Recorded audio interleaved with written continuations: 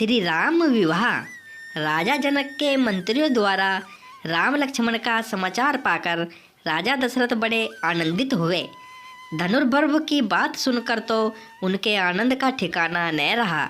महल में जाकर उन्होंने समाचार रानियों को सुनाए। रानियां भी फूली न समाई। उन्होंने ब्राह्मणों को दान दक्षिणा दी। गुरु वशिष्ठ की आज्ञा लेकर राजा दशरथ बारात की तैयारी कराने लगे। हाथी घोड़े और रथ सभी सजने लगे। छैल छबीले सवार घोड़े नाचने लगे। गुरु वशिष्ठ और राजा दशरथ दिव्य रथों में बैठे। चतुरंगनी सेना के साथ बारात चल पड़ी और 5वें दिन मिथिला जा पहुंची। राजा जनक ने नगर के बाहर आकर बारात का स्वागत किया और भली भांति सजाए गए जनवासे में सबको ले जाकर यथा योग्य ठहराया। विश्वामित्र को जब राजा दशरथ के आने का समाचार मिला तब दोनों राजकुमारों को लेकर वे जनवासे पहुँचे। राम लक्ष्मण ने पिता के चरणों में प्रणाम किया। राजा दशरथ ने विश्वामित्र के चरण छुए और कहा, मुनिवर, आपकी कृपा से ही शुभ दिन मुझे देखने को मिला है। राजा जनक की सारी नगरी जगमग जगमग कर रही थी। एक एक घर, एक एक द्वार वंदनवारों से सजा था। चारों ओर मंगल गीत सुनाई दे रहे थे। राजमार्ग और राजमहल में दर्शकों की अपार भीड़ थी। विवाह मंडप मणियों और हीरों के फूल पत्तियों से सजा था।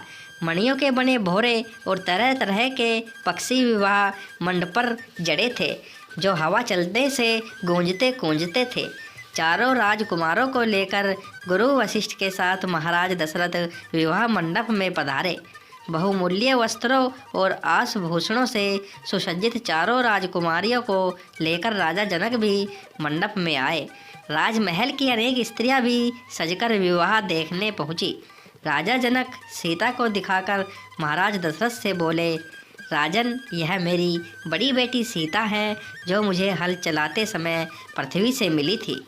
आपके वीर पुत्र श्री राम ने मेरा प्रण पूरा कर इसे वर्ण करने का अधिकार प्राप्त किया है।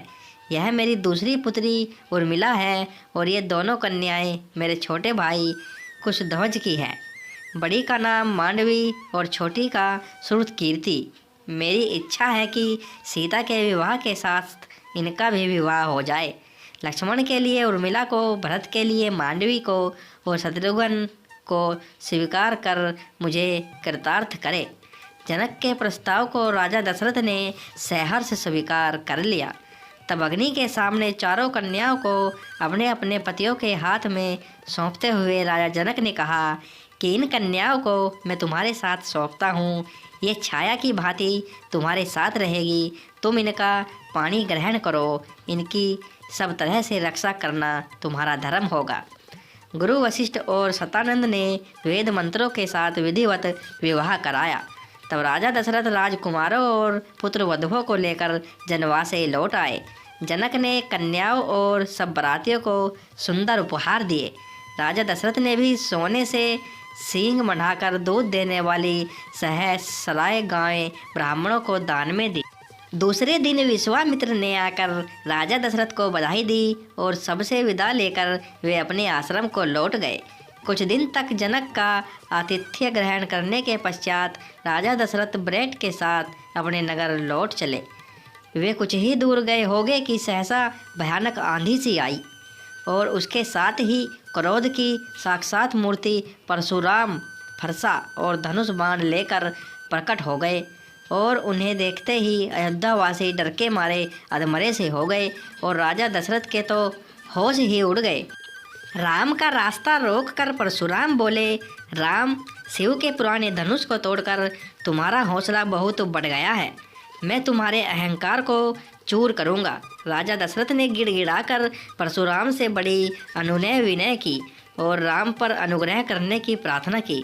परशुराम ने दशरथ की बात सुनी अनसुनी कर दी और राम से फिर बोले, मेरे इस धनुष को चढ़ाओ। यदि न चढ़ा सके तो तुम तत्काल मेरे फरसे का आहार बनोगे। यह सुनते ही राजा दशरथ तो बेसुध होकर गिर पड़े। मनस्वी राम निर्भीकता से बोले, मेरा रूप आप देखना चाहते हैं तो देखे। उन्होंने परशुराम के धनुष बाण लेकर प्रत्यंचा चढ़ा दी और धनुष पर बाण रखकर बोले, मैं इस बाण से आपकी तपस्या का समस्त प्रभाव अभी नष्ट करता हूँ और भनारघात से आकाश में विचरण करने की शक्ति भी नष्ट करता हूँ। परशुराम हतप्रभ हो गए। उन्होंने राम की स्तुति की और आशीर्वाद दिए और यह प्रार्थना की कि तप का फल भले ही नष्ट कर दे, परंतु मनोगति नष्ट न करे, जिससे मैं महेंद्र पर्वत पर लौट सकूं। श्री राम ने उनकी बात मान ली। परशुराम राम की प्रशंसा करते हुए तत्काल चले गए। परशुराम के चले जाने के बाद बारात आगे बढ़ी। बारात के पहुंचते ही अयोध्या में घर घर आनंदोत्सव होने लगे। गलियों में शंख और मृदंग की ध्वनि गूंज उठी। स्त्रियों ने मंगल गान किए और फूल बरसाए। रानियों ने पुत्रों और पुत्रवधुओं की आरती उतारी। उस समय राजा दशरथ के भवन की शोभा देखते ही बनती थी। राजकुमार शील गुण संपन्न पत्नियां पाकर बड़े प्रसन्न थे। सीता जी के अनुपम रूप, गुण और सेवा से श्री राम और सास ससुर सभी प्रकार से संतुष्ट थे।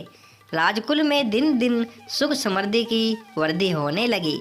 समस्त कौशल राज्य का भाग्य जग गया।